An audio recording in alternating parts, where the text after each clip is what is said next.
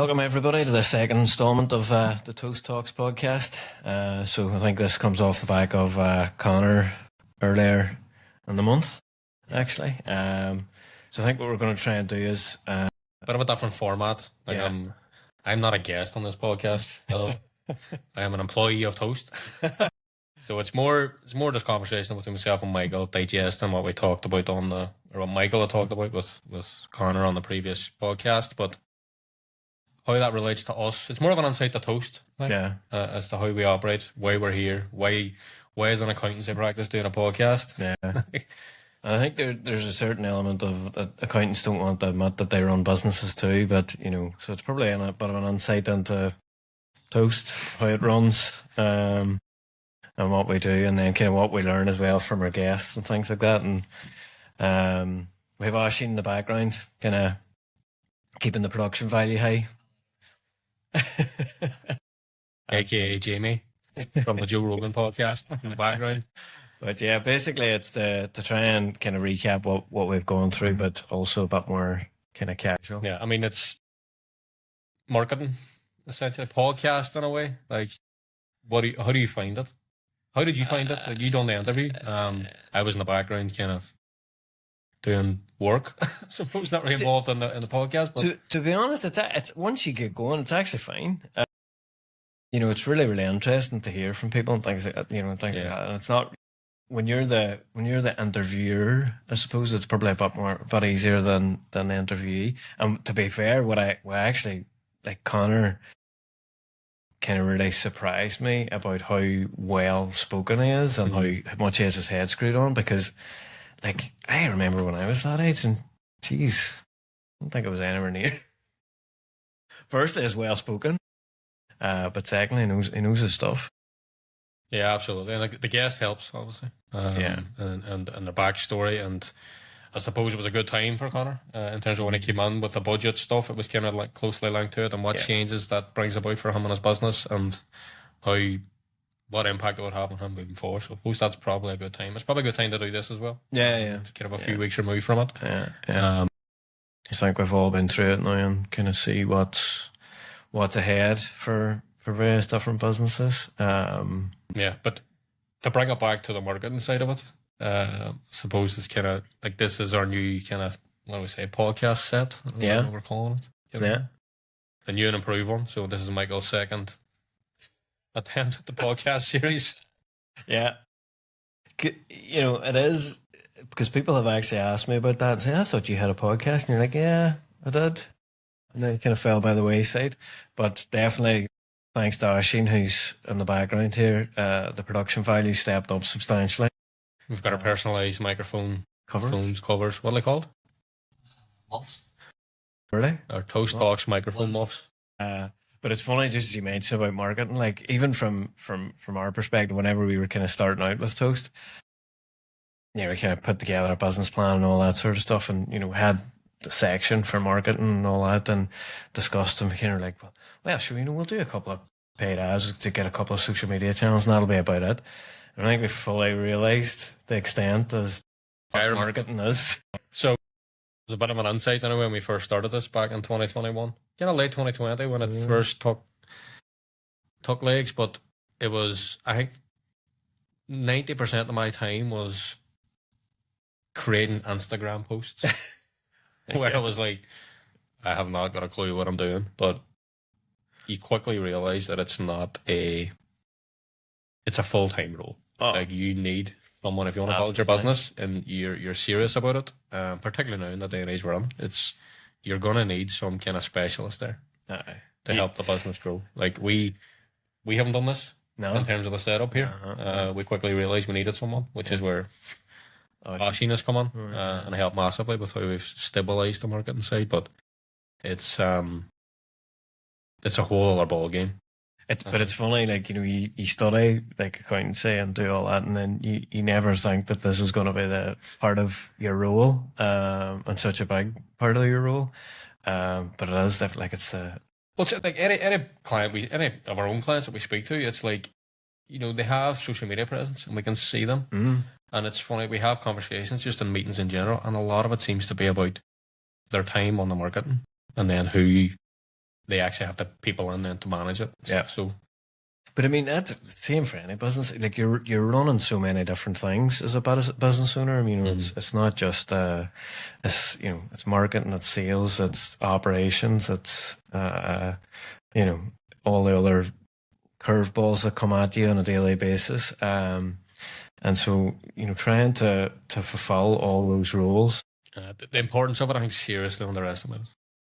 Is that people don't put much reliance on marketing as much as they should, which is why we're here in terms of our new and improved setting. But from the first guest, I think what kind of struck me kind of more than anything was probably for such a young team of first-time business owners, the kind of approach that they took to everything was kind of more what you would see in kind of established business owners who'd been through them all a bit more and that sort of thing. And I just, they obviously had significant success early on. And to not get carried away with that, and actually just kind of go, okay, look, we'll take it step by step. We'll kind of grow a bit more organically than because a lot of business owners, you find they have an initial bit of success and then they just take off and run and go. Yeah. And they're starting to do things that are like. But a big part of it was Connor at the storefront. Their passion for it. It's kind of like they seen it. So it was COVID time, wasn't it? Right, if I'm wrong, it was kind of the startup around COVID. And like a lot, like so many people during COVID started their. Oh yeah. It's kind of started from their house because they had nothing else to do. Like a lot of them took it off, and a lot of them are very successful now. But it always kind of went and fell by the wayside. It just wasn't worth it. It wasn't making money or whatever. And then life continued. You get back to work, and they forgot about their wee side hustle what they had going on. Whereas I think they took it to the next level. But I think they had the team that they have there probably made that a lot easier for them. They're passionate.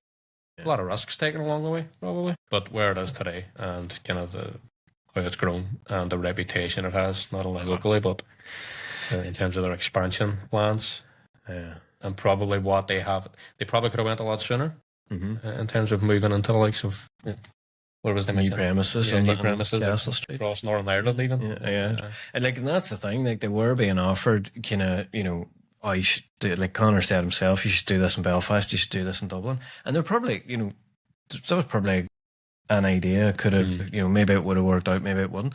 But their sense to kind of say, no, hold on, we're going to just see how this goes. We're going to make sure that what we're doing is right and not kind of take a jump, bite off more than we can chew, essentially.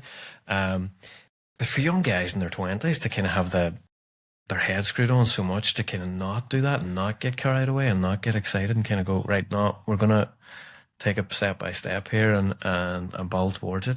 I think hats off to them. It's incredible because it takes a lot of, what do you say, like courage not to, there's always that fear of missing out. Yeah. Near that age. But anyway, and then since, kind of, a few things have happened since that. Rachel Reeves stood up and made everything a fair bit more difficult for business owners, which is going to be interesting over the next while. What do you reckon? What do you think the worst part of that is for a business owner in terms of what was released and what the changes are? That is a good question. People hear a lot of words from the budget and they tend to kind of zone out on it. But like us, we speak to business owners, and if you ask them about the budget, would many of them know about it? Probably not to a certain extent. But then you hear words that are talked about on those budgets of like fiscal drag and stuff like that. Like, what does that mean? Yeah. So it's like, where do you what's your biggest takeaway from it in terms of what's for a business owner? You're a director and shareholder of a SME. What are you taking away from that budget? Thinking that's the worst possible thing that could happen. To be honest, and this is going to sound like but it's that the government don't seem to place much, emphasis on business and their need to grow. From my perspective, I just think that they're not supporting business growth. It just between the national living wage, the increases to the dividend rates, and look, I kind of completely understand that there's a problem with the financials, but I just don't see how you can really put more pressure onto businesses at this point. I just think it's terrible for business. I think it's anti-business. It is. Like, we even noticed it last year with the changes on the employer's national insurance and that impact that had. Crazy. Like, yeah, we've having to kind of look, some of our clients, and you're kind of forecasting ahead of going, how does this impact them? And you're going, I don't think they fully know the full extent of it until they see it as a figure. So you might look at it and go, this is going to be an additional 30 grand on top of your wages, even though you have the same head count. It's just an additional charge. In particular, the businesses in the retail and like hospitality, it's just like, because they don't get any, like, you look at VAT for them, the hospitality sector, it tends to be crippling just because of, obviously what they're buying in. There's not much relief in being able to claim VAT back and a lot of stuff, so they're always, and cash flow becomes a serious issue for them. But yeah, I think, the labour intensive issue, the likes of, like, you're right, retail, hospitality, it's a killer for them. When you have one member of staff costing you nearly 30 grand a year, like, that is a crazy amount of sales to actually recover that, because there's it's not just the 30 grand, it's training them, it's getting them up to speed and doing that, to put that onto all the costs of the business. And it's gone. It's not just that budget or that, it's what's happened kind of over kind of last number of budgets. The costs of companies now are crazy. It does.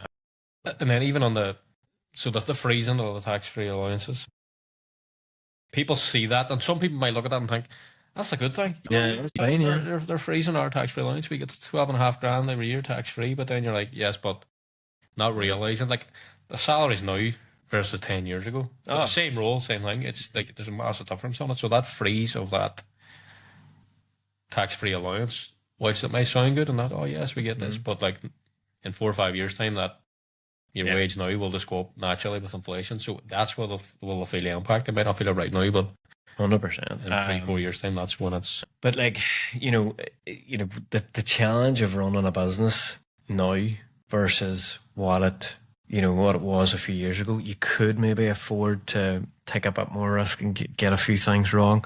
Whereas now, like, you hire the wrong person, or you hire too many staff, or and that again, it comes back to the storefront thing, which is, their decision to stay in the premises and wait till the sales were going, so they had a clear picture that they could definitely afford to move. It's definitely, the right move from a business owner's perspective. And I think things like the budget and those changes are just making that more and more important as it goes on. Because the margin, they're just narrowing the margins. Like, it's harder and harder to make everywhere. Even back to the dividend thing, in terms of reducing the allowances and increasing the rates. So, like, the conversation of, you should have a limited company and directors and shareholders much more tax efficient personally. Yes, it still is, but it is narrowing in terms of the tax efficiency of it. And that's to answer your question. What what do you think? All like same as you from a business owner perspective.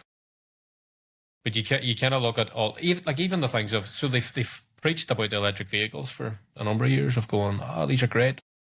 And now they lumped on the additional charge for that. I don't know how they're going to police that and how to manage it. But no, did you not see that on? I was in Sky News or something. They brought her on and said, well, how's that going to work? Because you don't have an MOT for 3 years. And she was like, no, we'll check it at the MOT. And he was like, but you won't have one for 3 years, so how are you going to calculate £3 a mile at an MOT that doesn't happen? She was like, well, we're working through the mechanics of how it would work. Like, that's just crazy. That's like, someone's getting hit in 3 years' time in an MOT for 3 years worth of it. Did you think that through? Are you sure this was well thought out? No. And it's just, but it was clear that there was so much chopping and changing beforehand that they were just trying. I love to be a fly on the wall just when those decisions are being made internally before they're released to the public. Like, how much input has been put on there from, I know there's various people involved and stuff, but to stand there and then deliver it to how many million now is in the UK? 60 or something like that. And you're making like really big decisions. And it seemed to be that it was, they would leak something and actually test it, see how it reacted, and then actually, no, we're actually not going to do that. And, so it seemed to be that they were testing to see what the public reaction would be to certain things. But anyway, I just think that. But there was always something years gone by. Like I seen it before I even got into accountancy and where I am now. Obviously you're involved in it. You need to know about it, but I never had an interest in it. Strangely, like, did you always have an interest in the budget and like, did you always have that kind of head on you? I didn't. I was more. I always had an interest in kind of finance and business. The budget, I probably didn't really see how it related into the business, but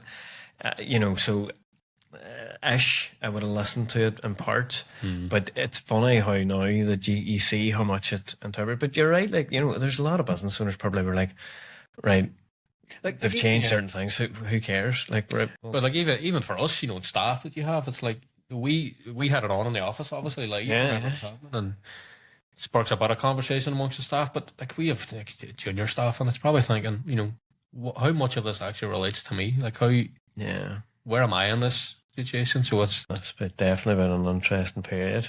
And then we're coming into Christmas, where a lot of the businesses kind of make a lot of the, it's their make or break period. Again, depending on the sector you're in, it can be your kind of busiest period or it can be your quietest period. It's one of those that you're kind of winding down, or you're either flat out.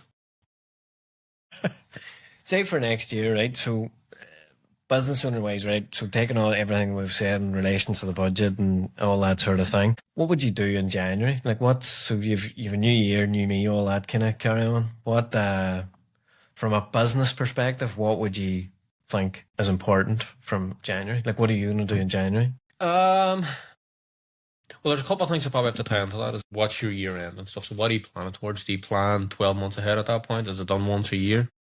I think for me, it would have to be the kind of increase in the minimum wages. I know what you're looking at. It's kind of going, right, how much of an impact is that going to have on my business? I think that was probably one thing I would look at. Tax return wise as well, but again, that's kind of, hopefully it should be out of the way and done already. Yeah, But in more general terms for us, right, like, look, we're like anybody else. What should happen through 2025 and what actually happened was very, very different. I don't think any business owner is any different. Is that, you can plan and plan and plan. And like, look, we sat down at the early part of 25 and we drew up plans and what we wanted to achieve and how we wanted to do it. And what targets were and what our goals were. And how'd that go? Did we meet some of them? Absolutely. Did we meet some of them? No. We met probably. We're up and down. But things change. How do you pivot and kind of move on to the next thing and adjust and realign, I suppose? But we were talking earlier about like people say they want to be business owners, but see what's required to actually be a business owner in relation to the grenade that come in. And it's almost like it's nearly daily that something comes on. Oh, like it's daily for us. We came on here this morning and you kind of had an idea as to what was ahead. Like we knew we had this and it was like, right, how much of that day is, but then something might come in and it's like one email comes in about something else and you're just constantly kind of moving and but that's, people that have a very kind of a view of their accountants are quite, organised and structured and things. Like, it's no different to anybody else. It's just like, right, how do we diffuse this landmine that's now landed that we didn't see? But, to take it back to the thing, for January, like we're saying, we did it in 2025. It is actually a good time to look back and go, well, this happened, that happened. It tends to be a time when business owners do sit and think, right, what are we doing now? Like, we see it from a client acquisition standpoint. It does, I suppose with any business and seasonality, there is a seasonality to accountancy in a way, because business owners at certain points in the year will sit and go, what do we need to do? What do we need to do differently? Did what we done last year work? No. Did the people we're working with work? Maybe not. Do we need to adjust, speak to someone else and try and change things moving forward? We internally tend to have a lot of conversations in January with maybe business owners that are like, look, new year, new me, I'm going to start a business, what I need from an accounting standpoint. But then people have like, I just need a change. We need to kind of bring our business to the kind of modern era of accountancy of like, we need systems in place. We need to be able to forecast ahead and be able to see, right, that budget and the change of the costs can we pinpoint what that will be? So it doesn't happen as much as it should, and then people tend to get scared at the point that it actually hits in and go like, or they're then going like, why is this going up? And you're yeah. like, well, The amount of people that would probably say, I wish I had knew about this 3 months ago and made a decision on that. Yeah. It's crazy.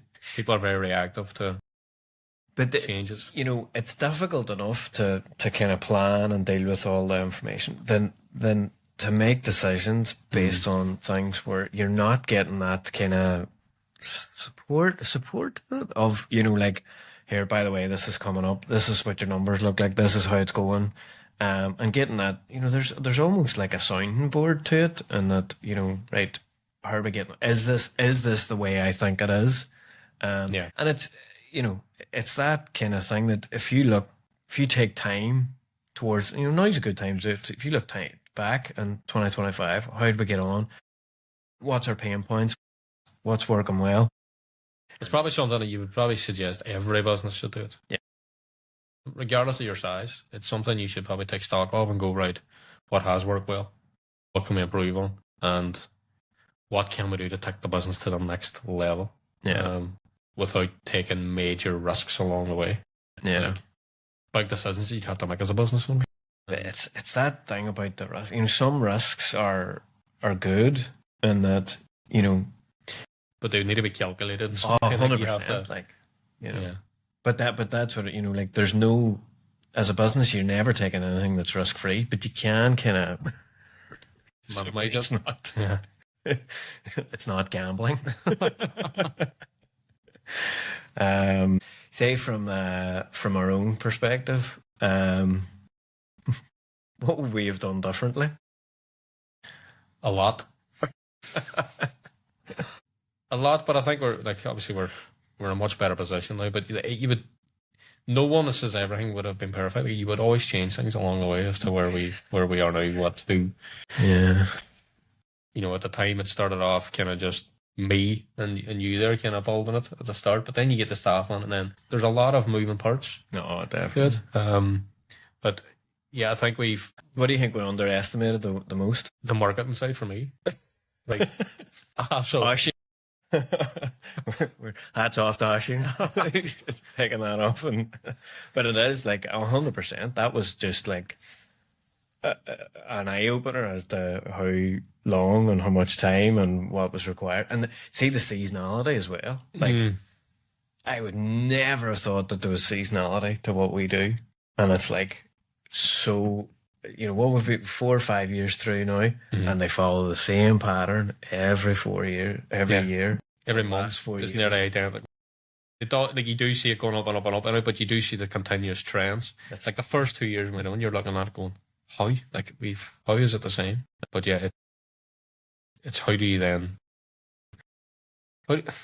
Can you improve on it in terms of the seasonality? I don't know if you can. Like, No. I think it's just the nature, like you're saying about, you know, it's probably at the time when businesses kind of go, here, that's not working for me, and they kind of, you know, it's a change that they make in a time that is right for them, and there's, I think we've kind of coincided it to when they get annoyed with particular things. But because people's relationship with their accountants tend to have it for a number of years, and like we find a lot of clients, it's like, if you're a young business owner now that you're just in business, you need an accountant, it tends to be, oh, but my dad used this guy, and then it just kind of follows the same path of like, I'll just use him because my dad used him, and then it's like, people there's like a loyalty thing that you have with their accountants, and to break that loyalty they have, it has to be for a specific reason, and whether it be something that's been done wrong, or whether it's just they need a change. Times go on, technology develops, and you need to make that shift in order to have an inside of your business. So it's amazing that a lot of people now actually really want to know how the business gets on. Like, a lot of people are so focused on just doing the actual work itself, as opposed to taking up kind of a bird's eye view of it and going, actually, where are we sitting here? What are we good at? We get those a lot now. I just think that mindset has changed for business owners, of like, they really want to know ins and outs of their business, as opposed to just working, I'm on the road, I'm doing these, like, they're actually actively on it, as opposed to taking a look at it and going, right, I want to know where we are. But like, you can kind of understand that, because, you know, if obviously we own a business and we look at it kind of quite, it's daily. We look at certain things weekly. We look at certain things monthly, and whatever. To try and run a business without doing it, I don't know how people do it. And it is definitely the thing that we get asked for the most is, right, can you tell me how we're getting on? What is where are we doing well? What's the spending like? Can we do this? What about this? What do you think? And that's, it's probably what adds the most value to the business, like accounts and VAT and payroll things. It's kind of like a minimum in terms of what, but it's more kind of how can you, right, what is it I need to look at? Where is it going wrong? And that, I actually heard somebody say the other day, like, and it comes back to the same thing about running a business. Do people realize what it entails? Because it is tough.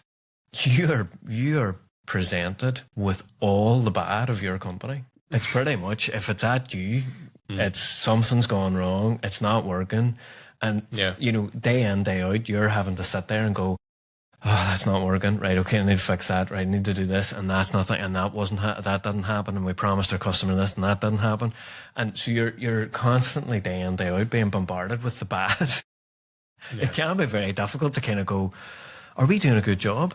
Is that actually working right? What, how's that? So like, from that side, that I think that's what probably, why our clients probably ask us the most about that sort of thing, because day in, day out, all they're being told is they don't do this well, they don't do that well, and it's so difficult.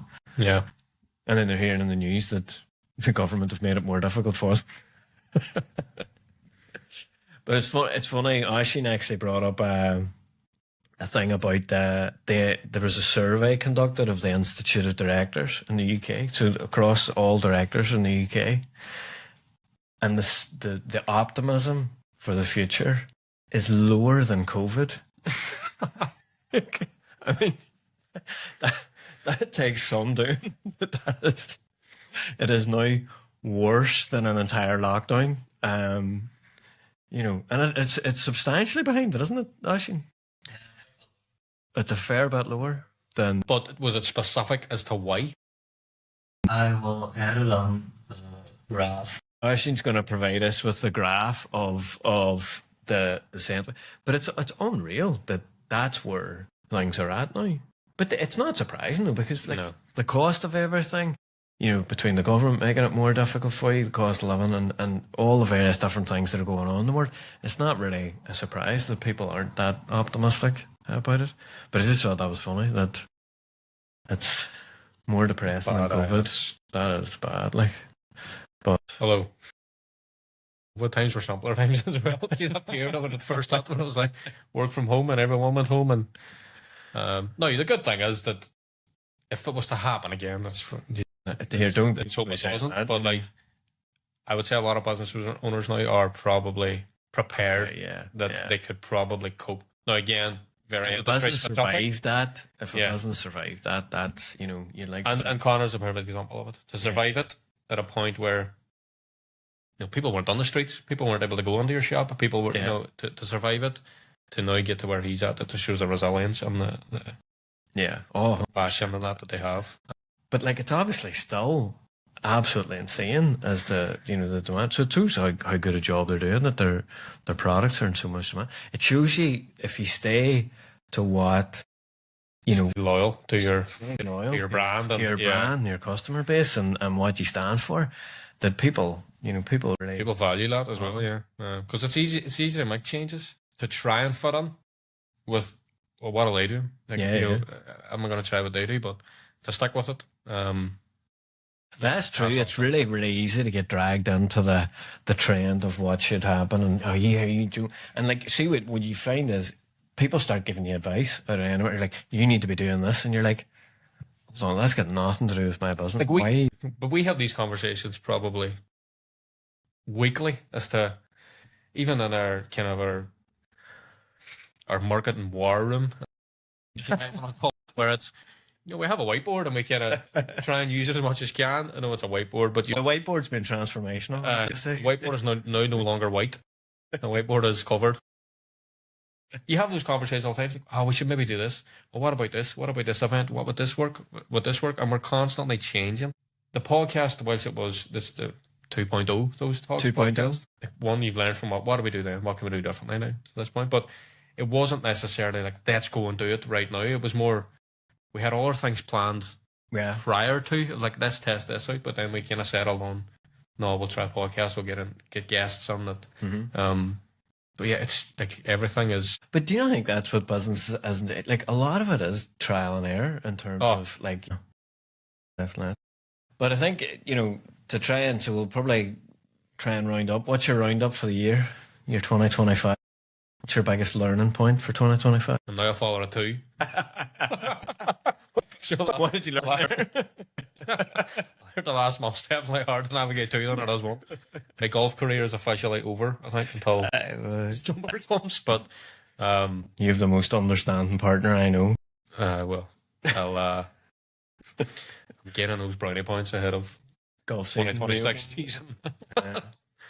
But yeah, like business wise, like there's been a lot of changes internally in terms of who we are, what we do, what we represent, kind of thing. What can we talk about in terms of what our values are and how we try and I would have said how we try and show our clients, how we operate, who we are. I think, but again, it's been a lot of changes. We went through a lot of things. I think we're well set for 2026.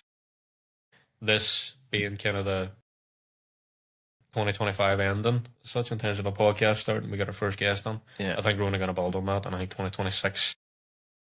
The goal is to obviously bring in as much guests as we can, important stories, not just about business. I think it's more we're going to be focusing on people, just and life, and kind of how their story impacts kind of their business and just in general. I think it's 2026 should be a big year ahead for the Toast Talks podcast.